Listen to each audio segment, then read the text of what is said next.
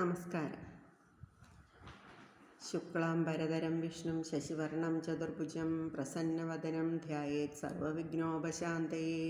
സരസ്വതീ നമസ്തുഭ്യം വരദേ കാമരൂപിണി വിദ്യാരംഭം കരിഷ്യാമി സിദ്ധിർഭവതു may സദാ. ഗുരുർബ്രഹ്മ ഗുരുർവിഷ്ണു ഗുരുർദേവോ മഹേശ്വര ഗുരുസാക്ഷാൽ പരം ബ്രഹ്മ തസ്മൈ ശ്രീ ഗുരവേ നമഃ. കളവേണൂരവകളായ നീല കമലാചുംബനലംബടോതിരമ്യ അളിബോധൈവാരവിന്ദൻ മധ്യേ രമതാമൈഹ്യതി ദേവകീ കിശോര. ശ്രീകൃഷ്ണചരിതം മണിപ്രവാളം ചതുർത്ഥ സർഗത്തിലെ 30ാമത്തെ ശ്ലോകം വരെ ചൊല്ലിക്കഴിഞ്ഞു. ഇന്ന് 31ാമത്തെ ചൊല്ലാം. പൊതിച്ചോറുമെടുത്തു കൂട്ടുവാനങ്ങതിനോടുള്ളൊരു ഉപദശംബും വഹിച്ചു. പൊതിച്ചോറുമെടുത്തു കൂട്ടുവാനങ്ങതിനുള്ളൊരുപദംശവും വഹിച്ചു. മതിമോദമശേഷവല്ലവന്മാർ ദിതിചാരിക്കു സഹായമായി നടന്നാർ. പൊതിച്ചോറും ചോറിനുള്ള കൂട്ടുവാനുള്ള കറികളും കയ്യിൽ വഹിച്ച് എല്ലാ ഗോപന്മാരും അസുരശത്രുവായ ശ്രീകൃഷ്ണന് സന്തോഷത്തോടുകൂടി തുണയായി നടന്നു. 32ാമത്തെ. ഉരഗാകൃതിയാമകാസുരൻ താൻ ഒരു ഭാഗ്യവദനം പിളർന്നു നിന്നാൻ. ഗുഹയെന്ന് നനച്ച് ഗോപവൃന്ദം സഹസാ തന്മുഖ കന്ദരെ കടന്നു. സർപ്പത്തിൻ്റെ ആകൃതി പൂണ്ട അഘൻ എന്നു പേരായ അസുരൻ ഒരു ഭാഗത്ത് വായ പൊളിച്ച് കിടന്നിരുന്നു. ഗോപന്മാരുടെ സംഘം ഗുഹയാണെന്ന് കരുതി അവൻ്റെ മുഖഗഹ്വരത്തിൽ കടന്നു. വിഷപാവകശക്തി കൊണ്ടനേകം വിഷമാവസ്ഥ പിണഞ്ഞുഴന്ന നേരം വിഷയാർണവ കർണധാരനാകും വിഷഭൃന്നാശനകേതുവും കടന്നാൻ. വിഷത്തീയിൻ്റെ ശക്തി കൊണ്ട് അനേകം ഗോപന്മാർ വിഷമാവസ്ഥയിൽപ്പെട്ട് ഉഴന്ന സമയത്ത് സംസാര സമുദ്രതാരണത്തിൽ കപ്പിത്താനായിട്ടുള്ളവനും ഗരുഡധ്വജനുമായ ശ്രീകൃഷ്ണനും അവൻ്റെ മുഖകന്ദരത്തിൽ പ്രവേശിച്ചു.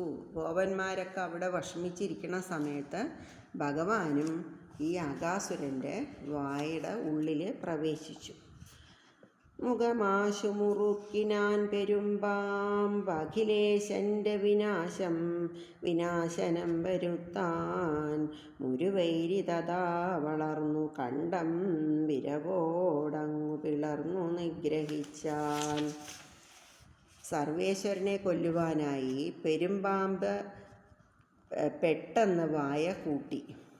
ആ അവസരത്തിൽ മുരാരിയായ ശ്രീകൃഷ്ണൻ വളർന്ന് ഊക്കോടെ അവനെ കണ്ടം പിളർന്ന് കൊന്നു. ഭഗവാൻ അങ്ങോട്ട് വലുതായിട്ട് അവൻ്റെ കഴുത്തിനെ പിളർത്തിക്കൊണ്ട് കൊന്നു. അതു നേരമകാസുരൻ്റെ ദേഹാദതിയായിട്ടൊരു കാന്തി സംഭവിച്ചു. അതു ചെന്നു മുകുന്ദനോടു ചേർന്നു കുതുകം കണ്ടു വണങ്ങി വാനവന്മാർ. ആ അവസരത്തിൽ അകാസുരൻ്റെ ദേഹത്ത് നിന്നും വലിയൊരു തേജസ് ഉണ്ടായി. ആ തേജസ് ശ്രീകൃഷ്ണൻ്റെ തിരുമേനിയിൽ ചേർന്ന് ലയിക്കുകയും ചെയ്തു. ഈ സംഭവം കൗതുകത്തോടുകൂടി കണ്ടുനിന്ന ദേവന്മാർ ശ്രീകൃഷ്ണനെ വണങ്ങി സ്തുതിച്ചു. കബളങ്ങളെടുത്തു ഭുക്തി ചെയ്താൻ അബലാലാളനലോലനായ ബാലൻ പ്രബലം മുരവൈരിതൻ വിലാസം സകലം കണ്ട ജനന്നു വിസ്മയിച്ചാൻ. സ്ത്രീകളുടെ ലാളനത്തിൽ താൽപ്പര്യമുള്ളവനായ കുമാരൻ ചോറ്റുരുകളെടുത്ത് ഭക്ഷിച്ചു. മുരവൈരിയുടെ ശക്തിമത്തായ ലീലാവിലാസമെല്ലാം കണ്ട് ബ്രഹ്മാവ് പോലും ഒന്ന് വിസ്മയിച്ചു നിന്നു. ഭഗവാൻ ഇങ്ങനെ ഒന്നും അറിയാത്ത പോലെ അവരുടെ അടുത്ത് പോയി ചോറ്റുപാത്രങ്ങളിൽ നിന്നെല്ലാം ചോറെല്ലാം എടുത്ത് കഴിച്ചുകൊണ്ടിരിക്കുന്ന സമയത്ത് ബ്രഹ്മാവ് പോലും വിസ്മയിച്ചു പോയി എന്നാണ് പറയുന്നത്.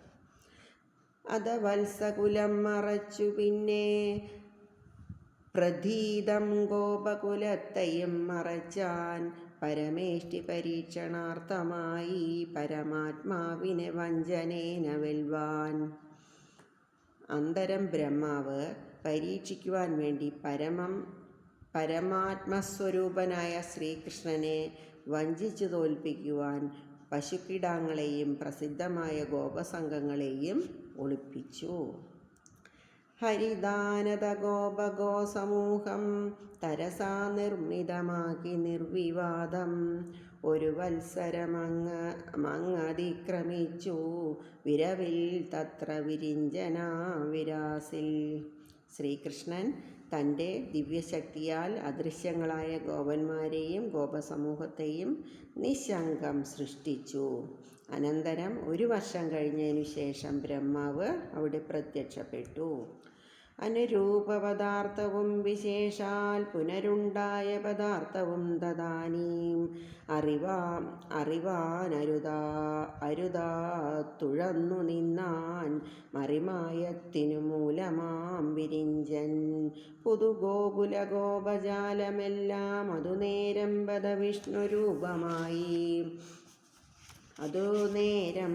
ബദവിഷ്ണുരൂപമായി. അപ്പോൾ ശ്രീകൃഷ്ണൻ്റെ മറിമായത്തിന് വിധേയനായി തീർന്ന ബ്രഹ്മദേവൻ സ്വസൃഷ്ടികളായ പദാർത്ഥങ്ങളും പിന്നീട് കൃഷ്ണ സൃഷ്ടങ്ങളായ പദാർത്ഥങ്ങളും ലക്ഷണം കൊണ്ട് തിരിച്ചറിയാൻ കഴിയാതെ അപ്പോൾ കുഴങ്ങിപ്പോയി. ഭഗവാൻ സൃഷ്ടിച്ചതും ബ്രഹ്മാവ് സൃഷ്ടിച്ചതും ഏതെന്നാണ് അറിയാതെ അവർ അവിടെ കുഴങ്ങിപ്പോയി. ആ അവസരത്തിൽ പുതിയ ഗോകുലവും ഗോപസമൂഹവുമെല്ലാം വിഷ്ണു രൂപമായി മാറി.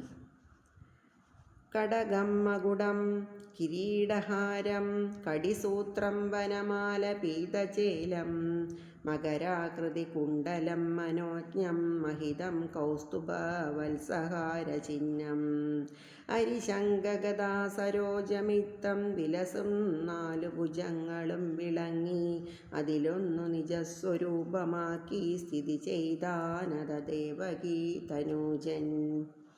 ആ വിഷ്ണുരൂപത്തിൽ വള, കിരീടം, കിരീടത്തിൽ മുത്തുമാല, അരഞ്ഞാൺ, വനമാല, മഞ്ഞപ്പട്ടുടയാട, മകരമത്സ്യത്തിൻ്റെ ആകൃതിയിലുള്ള കർണാഭരണങ്ങൾ, മനോഹരവും പൂജിതവും വിഷ്ണുചിഹ്നവുമായ കൗസ്തുഭരത്നം, ശ്രീവത്സം, മുത്തുമാല എന്നിവയും ശംഖ്, ചക്രം, ഗദ, ചെന്താമരപ്പൂവ് എന്നിവ വിളങ്ങുന്ന 4 തൃക്കൈകളും പ്രകാശം പരത്തി ശോഭിച്ചു നിന്നു.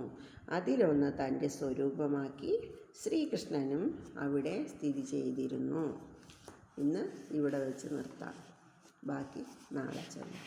എല്ലാവരും മണിപ്രവാളം കഥ കേൾക്കുക. എല്ലാവരും സബ്സ്ക്രൈബ് ചെയ്യുക, സപ്പോർട്ട് ചെയ്യുക.